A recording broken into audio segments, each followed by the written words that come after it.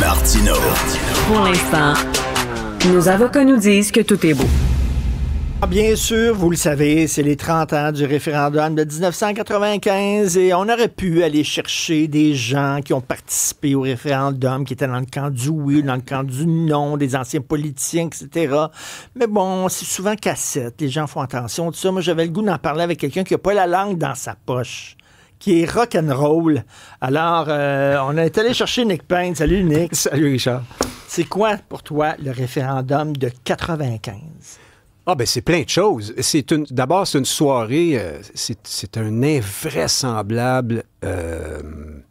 une douche froide, un coït interrompu. Mais as-tu eu l'impression pendant 1h30 que non, mais c'est exactement ça. C'est que moi, j'étais sûr qu'on perdait. Hein? Je dis on parce que j'avais voté pour le oui. J'étais dans le camp du oui. Là, pas formellement. Là, j'étais pas dans un parti politique, mais je suivais ça de près parce que j'étais très motivé pour l'indépendance du Québec et tout ça. Puis là, je pensais qu'on perdait. Mais je m'assois devant ma TV. J'avais refusé là, d'aller avec les amis dans un bar pour aller pleurer avec tout le monde quand on perdrait. Là, ça m'intéressait pas. Mais là, la soirée passe, puis le oui monte, et puis ça monte, et ça... Mais puis là, c'est rendu en avant. On sait bien que, tu sais, il y a des résultats qui sont pas sortis. L'ouest de l'île de Montréal, je pense, par exemple, tu sais, puis des endroits comme ça. Mais quand même, ça devient... On a l'impression qu'il se passe quelque chose. Et là, j'ai des amis qui m'appellent, puis ils finissent par me convaincre. Mon grand ami Gab me convainc d'aller au Palais des Congrès là, pour voir les discours, parce qu'on prend la chance. On va y aller d'un coup qu'on gagne.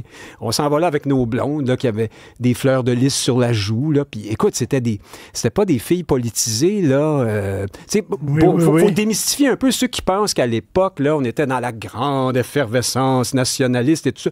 C'était pas si clair que ça. Là, pour une bonne moyenne de gens, le référendum, c'était une sorte de mal nécessaire, mais on en parlait, somme toute, très peu. Là. Il y avait juste dans quelques soirées arrosées où j'ai eu à discuter avec du monde. D'ailleurs... Il n'y a pas eu de chicane dans les familles comme le premier référendum. Non, il y en a eu, je pense aussi. Là. Moi, je n'ai pas été dans une famille déchirée là-dessus. Mais ce qui est vrai, par exemple, qu'on ne dit pas, c'est qu'il y avait déjà, à l'époque, moi, j'ai passé des heures à m'obstiner avec des citoyens du monde qui m'expliquaient que l'indépendance s'était dépassée, puis qu'on n'était pas légitime de parler de ça si d'abord on ne donnait pas ceci ou cela aux Autochtones, et puis si on faisait pas... Déjà à l'époque. Oui, là, notre mea culpa sur notre rapport à l'immigration. Là, c'est le discours de la gauche. On était déjà là-dedans. À l'époque, on l'oublie, là, mais ça existait déjà, ça. Mais Nick, ce qui me fait capoter, puis on s'est écrit cet après-midi, il y a eu... Le camp du non a triché. Puis ça, c'est un fait. Ce n'est pas une opinion, c'est un fait. Il y a eu des enquêtes, c'est un fait. Il y a eu un rapport écrit. Il y a eu du financement illégal. Il y a des documents qui ne seront jamais rendus publics. Pas dans 5 ans. Pas dans 10 ans, des documents qui jamais ne seront rendus publics. Pourquoi vous pensez? Puis on fait comme si, il n'y a rien là. On fait comme si, tu sais, c'est comme... C'est l'élément fascinant, majeur de cet événement-là, c'est à quel point c'est une sorte de non-événement. Le lendemain, tu as la une des journaux, là. D'accord, on voit que ça a marqué, mais tu sais, les gens prennent l'autobus, puis ils s'en vont travailler tranquillement, puis on regarde la poule aux œufs d'or le soir, puis après, ils arrivent remarquablement à rien avec un grand R, y compris quand des nouvelles comme ça sortent. Il faut dire que Parizeau a dit on a été battu par l'argent et des votes ethniques. Des votes. Très important de le préciser. On a entendu ça, mais ici, on ne s'est pas soulevé, il n'y a rien arrivé. Il y a quelque chose dans ça qui est très... À la fois, c'est beau. Hein? Voici un peuple apaisé, qui n'a pas facilement tendance à aller faire la casse ou manifester, mais en même temps, c'est triste. Carl Leblanc me disait hier, le réalisateur, qui a réalisé un documentaire qui est diffusé ce soir, il disait c'est un grand jour pour la démocratie parce qu'il n'y a pas eu de casse, il n'y a pas eu, les gens pouvaient discuter avec leur adversaire politique sans les considérer comme des ennemis comme aujourd'hui, c'était moins polarisé, etc. Non, c'est vrai. Et c'était la démocratie dans ce qu'elle avait de plus beau.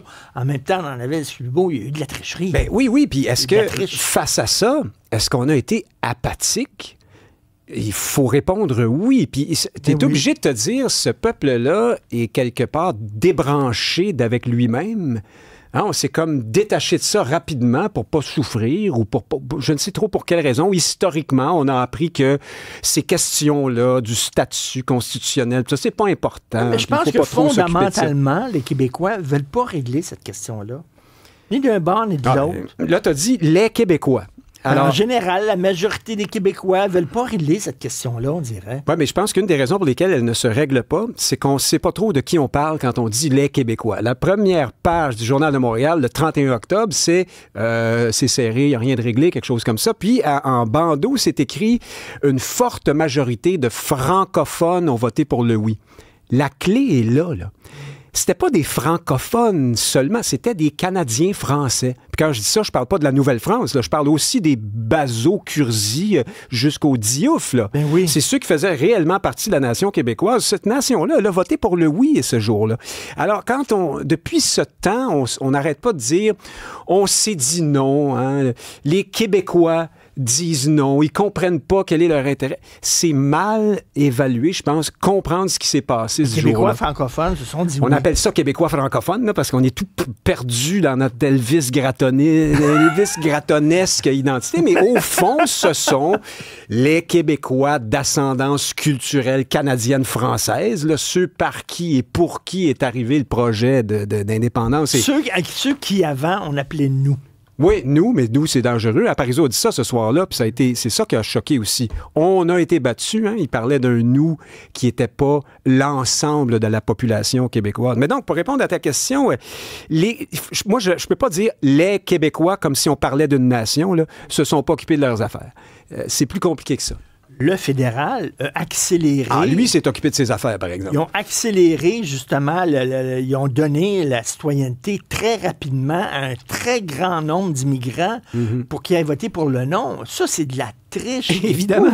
Mais t'as Jean Charest qui disait il n'y a pas longtemps, Paul Larocque, vous savez, il y en avait pour tout le monde là-dedans, tout le monde a triché, là, comme si ça allait de soi. Non, oui. Il est clair et assez documenté que la triche était massive du côté fédéral, mais ce qu'on a de la misère à mesurer au Québec, c'est que les États normaux agissent selon un principe qui s'appelle la raison d'État, l'intérêt supérieur de la nation. Les Canadiens, Ottawa, ont vu arriver ça, puis se sont dit, merde, on va perdre. Il faut pas niaiser, là. C'est pas le temps de s'enfarger dans la morale puis dans les principes. Ah, on triche, puis on ment, puis on fraude, puis il n'y a pas de problème parce que c'est pour sauver le Canada. Sans péter les fenêtres puis mettre le feu puis tout ça, on n'était même pas fâchés. Oui, mais là, je pense que les leaders... On a appris après ça qu'il y avait de la triche puis tout ça, puis on haussait nos épaules. On disait, ben oui.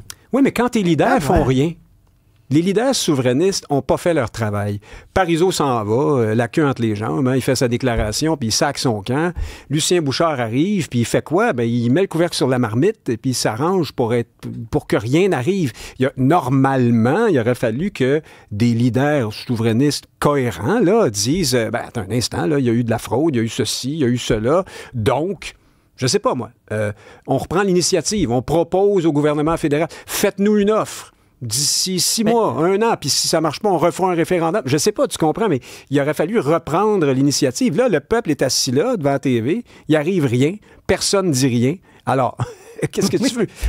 OK, d'abord, on passe à autre chose. Comment ça se fait qu'il y a des documents, puis c'est Carl Leblanc qui me disait ça hier, puis c'est un réalisateur, puis c'est un journaliste, puis il a enquêté là-dessus. Il y a des documents qui ne seront jamais Oui, le PQ réclame là, qu'il y a une certaine partie des documents de la commission, machin, dont j'oublie le nom. Mais pourquoi ça? On a le droit de savoir ce qui s'est passé. C'est des technicalités. Ben oui, je sais qu'on a le droit de savoir, mais qu'est-ce que tu veux? Alors là, c'est vraiment pour des questions de règlement puis des questions légales. Hein? Le DGEQ considère qu'il n'a pas à divulguer l'ensemble.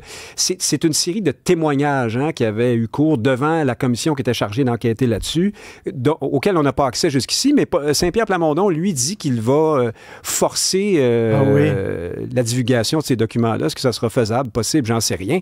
Mais dans tous les cas, on aurait pu agir. En terminant, je reviens encore à Carl Leblanc qui était ici hier et dit, je préférais une victoire du non. Tu sais, quand tu es rendu à des petites marges comme ça, vaut mieux que le non gagne que le oui qui gagne avec une très petite marge.